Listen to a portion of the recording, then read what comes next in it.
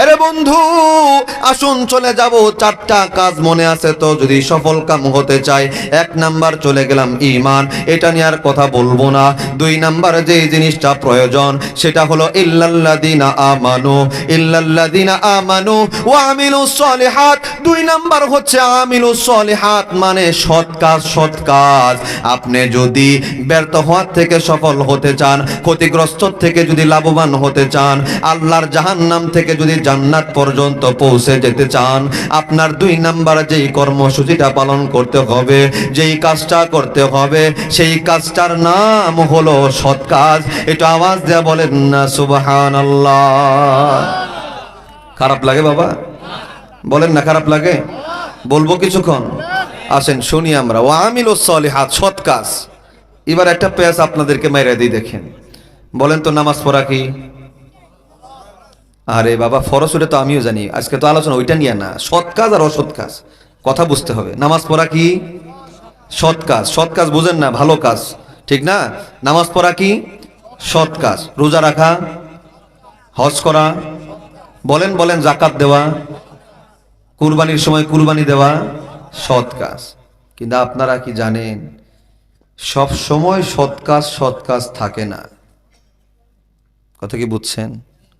সব সময় সৎ কাজ থাকে না। বলবেন হুজুর এই কথা তো কোনোদিন শুনলাম না, আজকে শুনেন। আমার কথা না, কোরআনেরই কথা। আমার ভাইরা, সৎ কাজ সব সময় সৎ কাজ থাকে না, কারণ সৎ কাজ আপনি মনে করলেই হবে না। সৎ কাজেরও একটা নির্দিষ্ট ফর্মুলা আছে, সেই নিয়ম শৃঙ্খলার মাধ্যমে সৎ কাজ আপনাকে করতে হবে।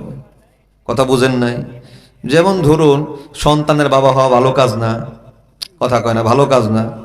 বিয়া শাদী যারা যদি সন্তানের বাপ হন, ভালো কাজ হবো?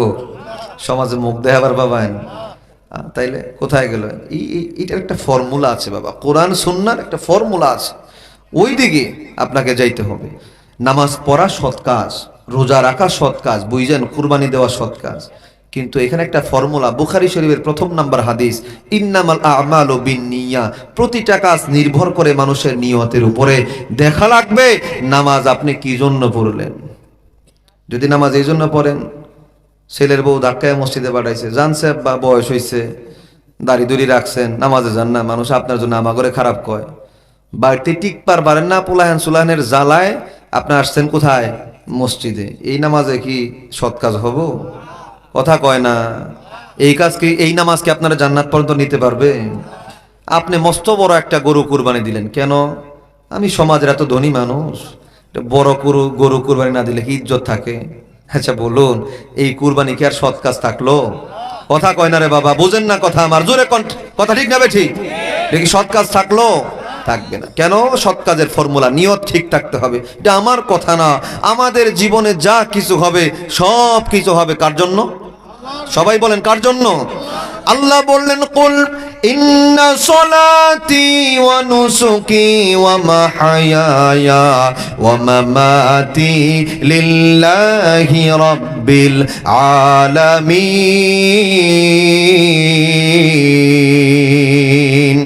আমার আল্লাহ জানায় দিলেন, ও আমার হাবিব, দুনিয়ার মানুষকে জানা দেন, তারা যে নামাজ পড়বে, রোজা রাখবে, হজ করবে, যাকাত দিবে, এমনকি তাদের জীবন আর মরণ সব কিছুই হবে একমাত্র আমি আল্লাহর জন্য। এজন্য বাবা, আমার জীবন, আমার মরণ, আমার সালাত, আমার কুরবানি, আমার যাকাত, আমার হজ, আমার সকল ইবাদত সব কিছু হতে হবে আল্লাহর জন্য। যদি আমার ইবাদত আল্লাহর জন্য না হয়, তাহলে ওইটা আর সৎ কাজ থাকবে না, সৎ কাজ থাকবে না। ওই সৎ কাজের দ্বারায়, তথা কথিত সৎ কাজের দ্বারায় আপনার 2 নাম্বার কর্মসূচি পালন হবে না। তার মানে জাহান্নামের আযাব থেকে আপনার মুক্তি লাভ করা সম্ভব হবে না। চিৎকার দিয়ে বলুন কথা ঠিক না বেঠিক? আমার ভাইয়েরা, কথা কিন্তু খুব খুব মনোযোগ দিয়ে শুনতে হবে। সিগন্যাল কিন্তু আমার হাতে, লম্বা চড়া সময় কিন্তু আমি আপনাদের সামনে পাবো না। এই জন্য বন্ধু, প্রতিটা সৎ কাজ ধরে রাখবার জন্য আরেকটা ফর্মুলা আপনাকে দিয়ে যাই বাবা, সেটা হচ্ছে সৎ কাজ করতে হবে, সঙ্গে সঙ্গে আমার গুনাহটা ছেড়ে দিতে হবে। আপনি নামাজ পড়লেন আবার সুদও খাইলেন, লাভ হবে না। রোজা রাখলেন আবার দুর্নীতি করলেন, লাভ হবে না। আপনি দান সদকা করলেন আবার মানুষের সঙ্গে খারাপ আচরণ করলেন, ওই দান সদকাও কিন্তু আপনার কোনো লাভ হবে না। এই জন্য সৎ কাজ টিকিয়ে রাখার মাধ্যম হলো দুইটা, এক হলো নিয়তকে ঠিক করা, আরেকটা হলো গুনাহ বর্জন করা। বন্ধুরে, যদি গুনাহ আমার থেকে যায় তাহলে সৎ কাজের ঝুলিটা আমার শূন্য হয়ে যাবে। কথা বলুন ঠিক না বেঠিক? যদি আমার গুনাহ থেকে যায় তাহলে দেখবো যে সৎ কাজের ঝুলি শূন্য। কেমনে? আমি আপনাদেরকে 2 মিনিটের মধ্যে একটা গল্প শোনাতে চাই, শুনবেন? একদম সংক্ষিপ্ত 2 মিনিট, খুব ভালো মনোযোগ দিয়ে শোনেন আপনারা আমার ভাইয়েরা।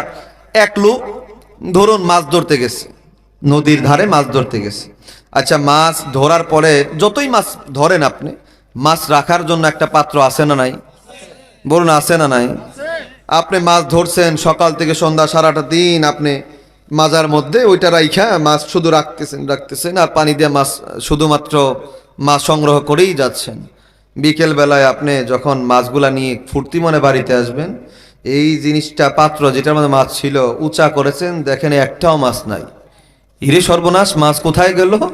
দেখা যায় আপনার যেই মাছ রাখার যে পাত্র, নিচে একটু ফাটা ছিল, ছিদ্র ছিল, একটা করে মাছ রাখছেন আর ছিদ্র দিয়ে বের হইয়া চলে গেছে। বলুন, সারাটা দিন সারাটা রাত মাছকে মাছ মাছ যদি ধরেন আপনি, তাহলে কি ওইখানে মাছ একটাও খুঁজে পাবেন? কেন গো বাবা? কারণ ছিদ্র যে রয়ে গেল। এই জন্য মাছ আপনি কম ধরেন, অসুবিধা নাই, কিন্তু আপনার ছিদ্রটা বন্ধ করার দরকার আছে না নাই? এই জন্য আপনি নামাজ পড়বেন আবার এদিকে গুনাহ করতেছেন। নামাজ পড়ে রাখতেছেন সোয়াবের ঝুলিতে, দেখতেছেন পরে যায় শূন্য। কেন? ওই যে গুনাহ করেছেন, ওই ছিদ্রটা বার হয়ে চলে গেছে। এই জন্য বাবা, আপনি আমল যাই করেন, রাসূল বলেছেন আখলিস দীনাকা ইয়াকফিকাল আমালুল কলিল, তোমরা তোমাদের ঈমানকে, দিনকে খাঁটি করো, নিয়তকে সহি করো, অল্প আমলই নাজাতের জন্য যথেষ্ট হয়ে যাবে। এটা কেন বলেছেন? এই যে গুনাহ বর্জন করতে হবে আমাদের। গুনাহ বর্জন করতে রাজি আছেন তো? বলেন সবাই, রাজি আছেন তো? আসুন আপনাদেরকে সামনের দিকে যাব।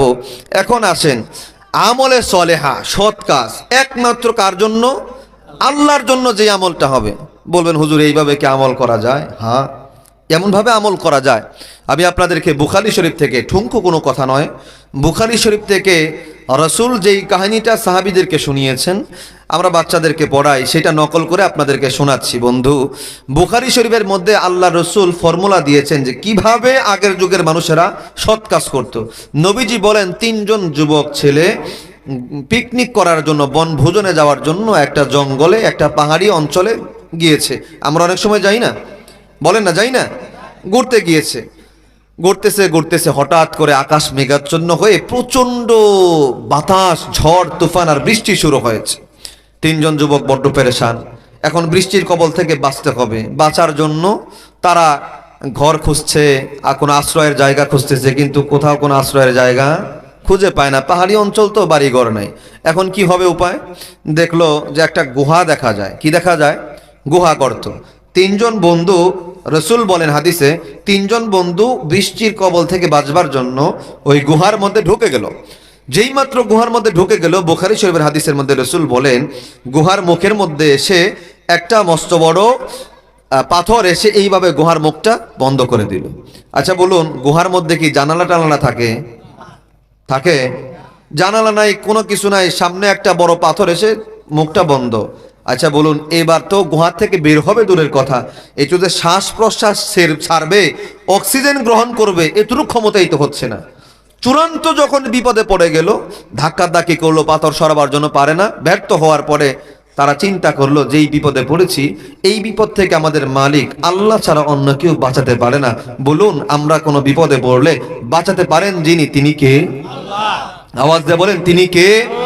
আল্লাহ আমাদের রক্ষা করনেওয়ালা, আল্লাহ বিপদ থেকে আমাদেরকে হেফাজত করেন। নি'মাল মাওলা ওয়া নি'মাল ওয়াকিল, আল্লাহ আমাদের বন্ধু হিসেবে যথেষ্ট। কথা বলুন ঠিক না ঠিক? আমার ভাইরা, তিনজন বন্ধু তো সেখানে পড়ে গেল। এবার পরামর্শগুলো, দুষ্ট যেই বিপদে পড়েছে এই বিপদ থেকে রক্ষা করার মতো কেউ নাই আল্লাহ ছাড়া। তবে এখন কি করতে হবে? আসো, এমন কিছু আমল কি জীবনে আছে কারো যে আমলটা শুধুমাত্র আল্লাহর জন্যই করেছো? আসো সেই আমলের কারণে, সেই আমলের উসিলায় আল্লাহর কাছে প্রার্থনা করি, হতে পারে বিপদ থেকে আল্লাহ হেফাজত করবেন। বন্ধু, এই হাদিস থেকে বোঝা যায় নেক আমলের দ্বারা দুনিয়াতেও উপকার হাসিল করা সম্ভব। কথা বলুন ঠিক না ঠিক? আমার ভাইয়েরা, তিনজন বন্ধু এবার সিদ্ধান্ত নিল নিজেদের যে আমলটা কেবলমাত্র শুধুমাত্র আল্লাহর জন্যই করেছি গো, ওই আমলের উসিলায় আল্লাহর কাছে প্রার্থনা করব, হতে পারে আল্লাহ আমাদেরকে বিপদ থেকে রক্ষা করে দিবেন। এক নাম্বার বন্ধু এবার দুইটা হাত তুলে ডাক দেয়া বলতেছে, মালিক রে, আমি তোমার একজন নওজোয়ান সন্তান, নওজোয়ান বান্দা গো আল্লাহ। আয় আল্লাহ তাআলা, আমার বাড়িতে আমার বৃদ্ধ বাবা আছে, বৃদ্ধা মা জীবিত আছে গো, আমার সন্তান আছে, আমার বিবি সাহেবা আছে। আল্লাহ গো, আমি একজন হত দরিদ্র মানুষ, আমার রুজি রোজগারের অন্য কোনো মাধ্যম নাই, কেবলমাত্র সারাটা দিন আমি বকরি মাঠে ঘাটে চড়াই। মাঠে ঘাটে চড়ানোর পরে যখন ওলানের মধ্যে দুধে পরিপূর্ণ হয়ে যায়, আমি বিকেল বেলায় বকরিগুলা নিয়ে বাড়িতে পৌঁছে যাই আর বকরির দুধ দহন করি। সেই দুধ আমি পিতা মাতারে, সন্তান রে পান করায়া, বিবিরে পান করায়া, নিজেও পান করি। এইভাবে আমার জীবনটা কেটে যায়। আল্লাহ, একদিনের কথা বলছি গো মালিক, আয় আল্লাহ তাআলা, তুমি তো জানো গো, একদিন বিকেল বেলায় আমি যথা সময়ে বাড়িতে ফিরতে পারলাম না। কোনো একটা কারণ আমার দেরি হয়ে গেল, সন্ধ্যা হয়ে গেল, সন্ধ্যার পরে রাত হয়ে গেল, রাতটাও গভীর হয়ে গেল। গভীর রজনীতে আমি বাড়িতে ফিরলাম। বাড়িতে ফিরার পরে বকরির দুধ দহন করে একটা পেয়ালার মধ্যে আমি রাখলাম। যেই মাত্র দুধটা পেয়ালার মধ্যে রাখছি, ছোট্ট ছোট্ট সন্তানগুলা আমার কাছে কেঁদে কেঁদে বলতেছে, ও গো আব্বা জান, সারাটা দিন হয়ে গেল গো, কোনো কিছুই খাইতে পারি নাই গো আব্বা জান, আব্বা জান, আর ক্ষুধার জ্বালা সহ্য হয় না গো বাবা, তাড়াতাড়ি দুধটা দহন করেছো যেহেতু আমাকে পেয়ালাটা দিয়ে দাও, আমি কিন্তু দুধ পান করে আমরা আমাদের জীবনটা একটু বাঁচাতে চাই। আমি বললাম, গো মালিক, আমার বাবা মাকে খাবার না দিয়ে কলিজার টুকরা সন্তান রে, তোদেরকেও আমি খাবার দিতে পারবো না। আমি এক পেয়ালা দুধ নিয়ে চলে গেলাম আমার বাবা মায়ের ঘরে। যা দেখি গো, আমার বৃদ্ধ বাবা, বৃদ্ধা মা ক্ষুধার জ্বালা সহ্য করতে না পেরে তারা ঘুমের ঘরে চলে গিয়েছে। আহারে, এদিক থেকে আমার সন্তানগুলা ক্ষুধার যন্ত্রণায় কান্দে, আমার বিবি আমার কাছে খাবার চায়, আর ওই দিকে আমার আব্বা আম্মা ক্ষুধার যন্ত্রণায় ঘুমায় গেছে। মালিক রে, কেউ না জানুক, তুমি তো জানো, দুনিয়ার কোনো মানুষরে খুশি করবার জন্য নয়, কেবলমাত্র শুধুমাত্র আমার আব্বা আম্মার খুশি করার জন্য।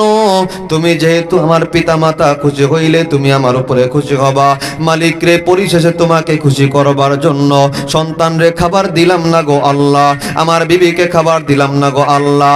সারাটা দিন মা বাবার পায়ের কাছে দুধের পেয়ালাটা লইয়া তারা রইলাম।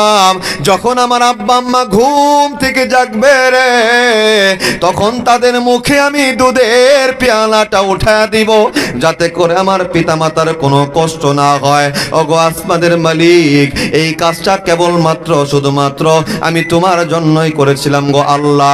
তুমি যদি খুশি হয়ে থাকো গো, যেই বিপদে পড়েছি এই বিপদ থেকে তুমি আমাদেরকে রক্ষা করে দাও। নবীজি সাহাবীদেরকে শোনায়, সাহাবীরা শোনো গো, লোকটা দোয়া করতে দেরি হয়, আমার আল্লাহ দোয়া কবুল করতে দেরি করেন নাই। আমার আল্লাহ মালাকুল জিবাল রে পাঠায় দিলেন, রে মালাকুল জিবাল, তাড়াতাড়ি যাও, যেই জায়গায় পাথরটা আছে রে, জায়গা থেকে পাথরটা সামান্য সরায়া দাও, যাতে করে বাতাস আসতে যাইতে পারে।